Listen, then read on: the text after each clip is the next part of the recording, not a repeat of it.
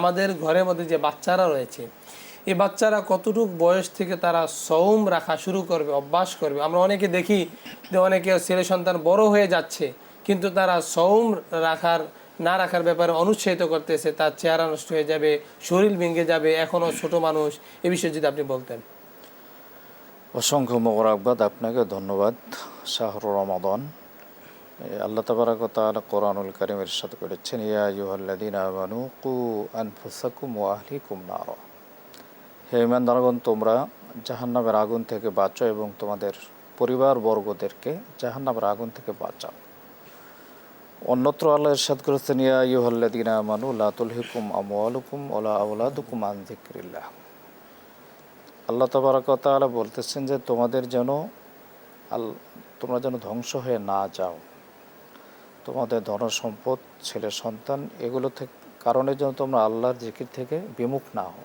তো এই পরিবারে আমাদের ভিতর থেকে যারা ছোট্ট যারা আছে, যাদের উপরে আপনার রাসূল বলেছেন, মুরু আওলাদাকুম বিসসালাতি ওয়া হুম সাবআ সিনিন, অর্থাৎ 7 বছর বয়স থেকে তাদেরকে সলাতের আপনার প্র্যাকটিস করানোর জন্য, তাদেরকে আদেশ করার জন্য রাসূল সাল্লাল্লাহু আলাইহি ওয়াসাল্লাম হাদিসে ইরশাদ করেছেন। অর্থাৎ 7 থেকে তারা প্র্যাকটিস করবে।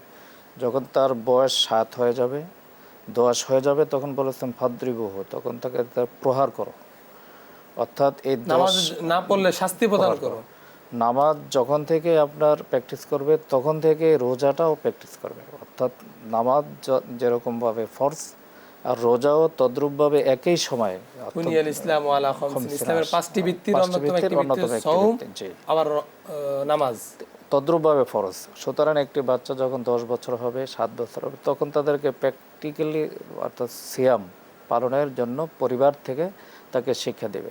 যেমন সাহারি গ্রহণের জন্য তাকে উঠানো। আপনি যে প্রশ্ন করলেন যে অনেকে যে বাচ্চার চেহারা নষ্ট হয়ে যাবে, যে সামনে পরীক্ষা দিতে পারবে না, তো এই পরীক্ষা থেকে তো আপনার বড় পরীক্ষা হচ্ছে আপনার জাহান্নামের আগুন থেকে বাঁচা। কিন্তু সেই পরীক্ষায় পাশ করলো কিনা সেটা নিয়ে আমরা কিন্তু চিন্তা করি না। দুনিয়ার পরীক্ষায় যে আমার মেডিকেলে পরীক্ষা দিবে, ইঞ্জিনিয়ারিংয়ে পরীক্ষা দিবে, এখানে দিবে, গুচ্ছতে দিবে, ঢাকা ইউনিভার্সিটিতে দিবে। এই কারণে বাচ্চাকে আপনি আজকে রোজা রাখতে দিচ্ছেন না। আপনি হচ্ছেন আপনার শয়তানের এজেন্ট। কারণ যেখানে আল্লাহ পাক আদেশ করছেন যে তোমাদের উপর রোজা ফরজ করা হয়েছে, তোমরা রোজা রাখবে, প্রত্যেক নরনারীর উপরে ফরজ। আপনার বয়স যখন একটা বাচ্চার 7 থেকে প্র্যাকটিস, সর্বোচ্চ বয়স হচ্ছে আপনার হলো 10-12, সর্বোচ্চ 12।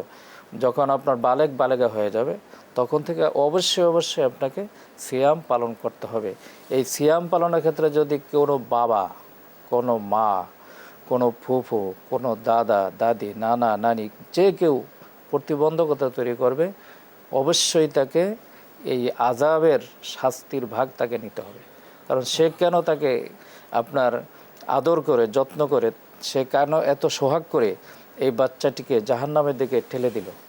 আপনি জাহান্নামের দিকে এই বাচ্চাটিকে ঠেলে দিলেন, কিন্তু ছেলেটার উপরে রোজা ফরজ হয়েছে, মেয়েটার উপরে রোজা ফরজ হয়েছে।